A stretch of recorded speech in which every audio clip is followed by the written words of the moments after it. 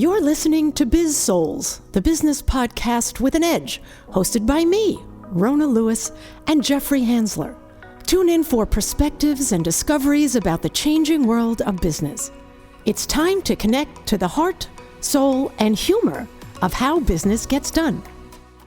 Hello, gang, and welcome to Biz-Souls. I'm Rona Lewis. I'm Jeffrey Hansler, and we get to the heart and soul of business and the people that make it happen. I gotta fix my hair; it's a little wonky. Okay, well, that's because we keep taking. I know I take it off, but because I hate these things are just so big and makeup. Yeah, I know. So hi. Okay, so we should probably tell them what we're going to talk about. I get a million emails and stuff, and I got a really interesting. How, I know. How interesting! I don't think anybody else does. Right. So I got this report from Active Track Productivity Lab about the state of the workforce 2024, which actually only goes up to 2023 because they were looking at the data to put it out on 24. And so I said, Jeffrey, why don't we talk about what's going on in the workplace? So that's what we're doing. And it focuses on three areas of research: productivity, engagement, and technology. And I guess it's like how they're working with technology, right? What's happening overall. They were saying that the days are a little bit shorter, productivity is steady. And I found this really strange, and we're going to do a little deeper dive into it. But the burnout is a little bit less, and the disengagement is more. So it's like I kind of, if they're not totally burned out, then that's just presenteeism when they're there, but they're not there. Yeah, so, could be. They're not mentally, that far gone, yet they don't want to be there, Right. So I just find that interesting. All right. So do you need your glasses to read this? No, I think I can see it. You've got a mouse over there. I do have a mouse over here. So it'd probably be better, give you more control. There we go. So we're going to go through this, and we'll talk about it when we. That's okay. Leave it there. We're rearranging the furniture. So it's people are actually working a little bit less. I think like up to an hour less per day, which I find that really interesting. But they're using digital stuff more. Well, one of the things, the first thing we look for in this is they didn't make a distinction between hybrid work, work in the office, or work at home. So these are numbers, and we couldn't find. We did a quick scan. Right. They may have it in here. We just didn't see if they tracked that. Whether it was hybrid or in real life or anything like that, which I even think has changed a lot from 2023 to 2024, because I hear a lot of people in my programs complaining that I have to go into the office more. Right, and it made sense to us that to accomplish the same task takes less time because of AI. And I think that, and they cover AI in this. Yeah. And they say these AI tools, whether it's, correction, spell correct, grammar correct, whether it's writing copy, things like that, getting you started, getting you off the blank page. Those are all good. Yeah. Well, this is what, I really wanted to go over this disengagement thing. 20% of employees were disengaged due to underutilization. What the heck does that even mean? That they just weren't used enough? Yeah, use me more, please. Keep me with me, call me Helen. Yeah. So on this one, I can understand that because we're doing classes all the time, different people, and they're not getting opportunities to do new things, so they want a wider experience. Yeah. And that was one of the things that drove me into being an entrepreneur, if you will, is they want to pigeonhole you in a job. Yeah. You're going to do this job. You're going to stay with this job. You got experience in this job. Therefore, I can get a better return on investment on you if you're in this job. We just did one on ROI. So if you didn't listen last week, go back and listen to that one. And what amazes me is in 1960, Herzberg, the dual factor or two factor theory, talked about, motivators and satisfiers. And the motivators involved areas for growth, areas for learning. Mm-hmm. Those are the things. And I think people have just fed up with being put into here, you fit this groove.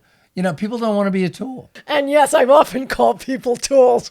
And I'm also thinking I am always the square peg trying to fit into a round hole anyway. Exactly. Yeah. Exactly. Yeah. And there's, especially when you're trying to be innovative or, anything like that. And I think maybe a lot of companies don't know what to do with people now because, the business has changed, and the old guard that's still in charge don't like changing things, which makes the new people who are coming in, who want, business is totally different now. So they become disengaged because it's not fun. So there was a report on Bloomberg this morning. They were talking about the global economy. For its first time, it used to be fairly stable. Now it's a bit in chaos with things changing dramatically. Really? The world is in chaos? How surprising. So no, and they were talking about, the global players, U.S. versus China, and how the other countries are now going, hey, we don't want to align with either one of you. We're looking at an independent. And I believe that's going on in organizations and companies. Yeah. And what it is the existing status quo that the people coming in, the younger generation, say, hey, you know what? I can start my own thing. The barriers have never been lower for people starting their own gig or doing something or generating money in some way. And people are just saying, hey, I'm not buying it. It's like, I don't want to be part of the man. Here, let me upset everybody in the Southeast. So Bear Bryant has sent his team up to our school for me to play. They were looking for players 75 to 79, and not ages, years. Right. 1975 and 79. We want the older generation to start playing football. The coach told me, he goes, Jeffrey, they're interested in talking to you if you want to do it. He said the big problem is they want to build you up to like 265. I think I weighed 187 at the time. And the thing was, to me, it was just, okay, you want me to be a tool, fit into your groove. Plus, at that time, steroids were real. That was the way to do it. They were all over the place. So I just flat out, it wasn't even of interest to me. I mean, it would have been a different career. They weren't communicating to me as a player. I wasn't valued as an individual. I was valued for fitting being what can a you cog do in the for wheel. us as opposed to what can we do for you? And I think that's what is going on with disengagement here. That could be. That people are saying, look, I have my own ideas.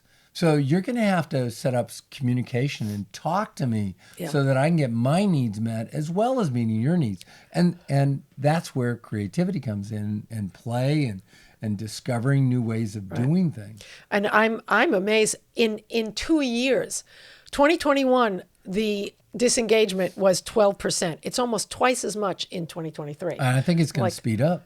Don't you? Probably. I think that's going to, and I think more and more, and I think that the opportunities for people working on their own, or a small organization with all the AI tools, small and much less capital funding. Yeah. It's like what the utility companies are facing right now. Utility companies are stuck. They're raising their rates because they have to cover all these capital expenditures they had. And right now, it's not there yet. It's getting to the point where pretty much the new tech you could set up on your own house and be off the grid. I think the utility companies are terrified of it. Jeffrey hasn't quite gotten there yet because I'm sitting here with like a blanket on me because it's freezing. And I prefer a cooler temperature in the house. And I'm cold if it's under 80 degrees. Yeah, so exactly. There you go. It's not exactly. All right, I'm coming, but I'm going to be Nanook of the North. So. Yeah, it's the Miami wine. Oh, it's cold in here. I'm cold. I need put on a sweater. I'm cold. Yeah, exactly. Anyway, so yeah, there's definitely an imbalance as to letting the newer generation have their heads with stuff. And so let's talk about AI adoption because it's becoming more and more popular. I mean, I love ChatGPT. It's fun to play with and ask questions and things like that. Sure. Their statistics says that it was a 50% increase from Q1 to Q4 of last year, which is great. And now 22% of employees are using AI. And so that increase was in I don't know if it was in that percentage or if the increase was an increase in employees. Oh, that's a good point. So was it an increase of use of AI tools, or was it, so that's a little unclear in this. But yeah, and look, I'm right in with the crowd. Most of the people were using ChatGPT along with, I don't even know what the heck these are. Gemini, Notion. Yeah, there are other Quillbot. Yeah. They're fun names. I have no idea what they do. Yeah. I am way too old. God, I did a program on Oh, here, case text. Language, Okay. Language using. Anyway. The language thing. Okay. Yeah. Anyway, but there were 114 unique AI tools were used.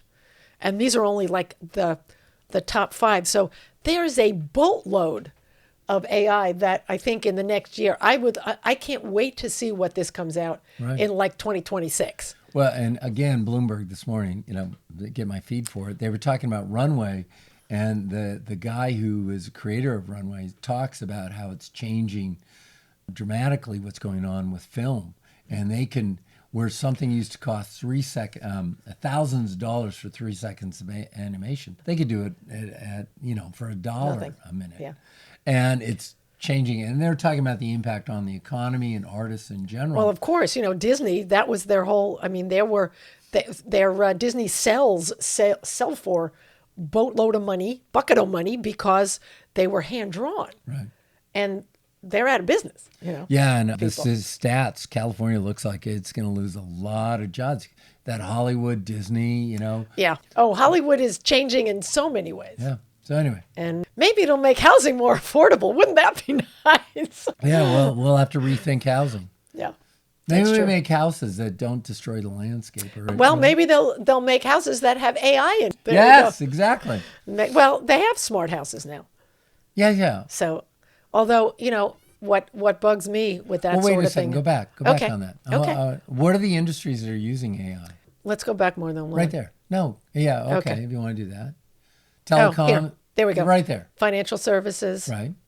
There we go. Professional services. Is that like us? That's us. Are we professional? Well, I am. We're professionals, right? I am. I can't just speak play for one you. on TV. Yes, exactly. Legal. Yeah. We know too many legal people for good and bad reasons. They use it a lot. Transportation, cloud services. Well, isn't that like not an oxymoron, but it's, I guess they're, I'm surprised that they're this far down on the list. I'm wondering if transportation, they include use of, like Google Maps or finding stuff. That's a really good point. Waze.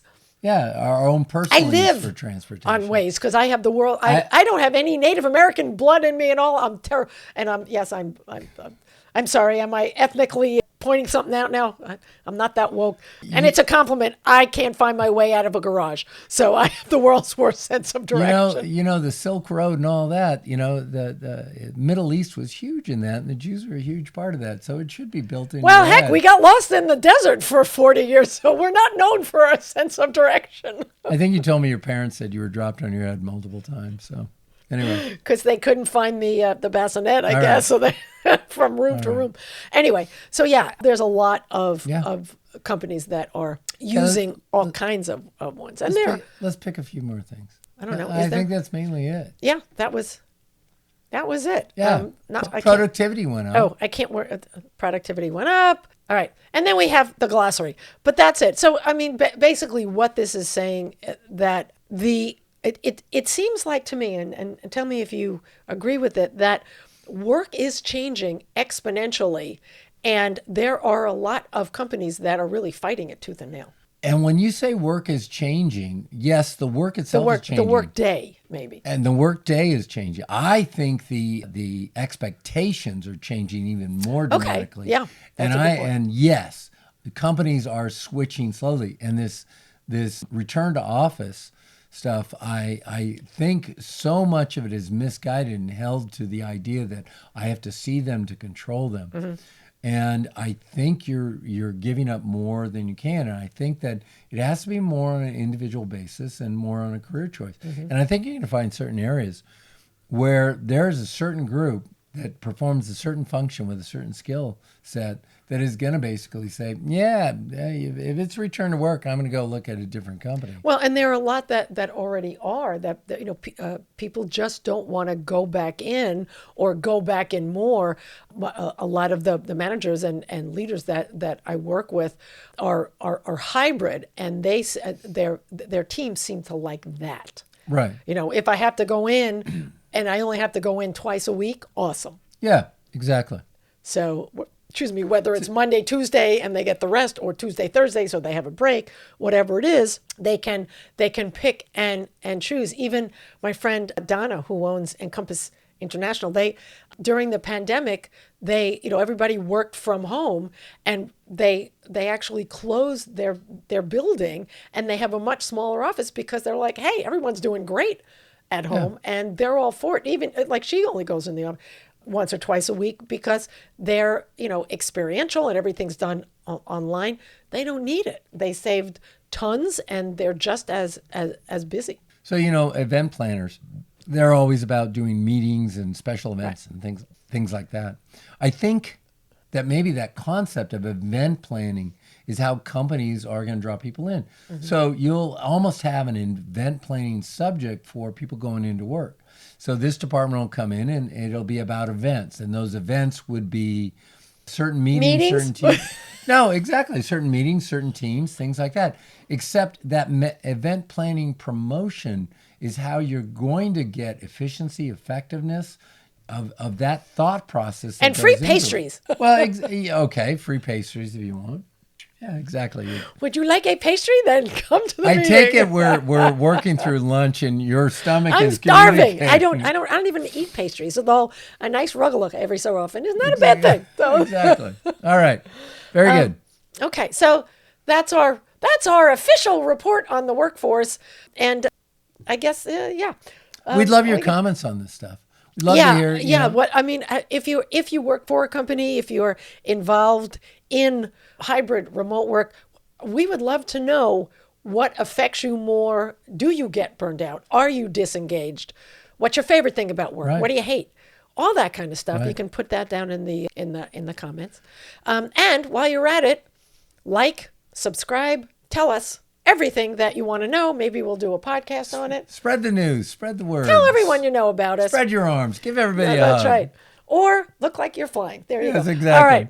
That's our story. We're sticking to it. I'm Rona Lewis. I'm Jeffrey Hansler. And this has been Biz-Souls. We'll see you next time. Thank you.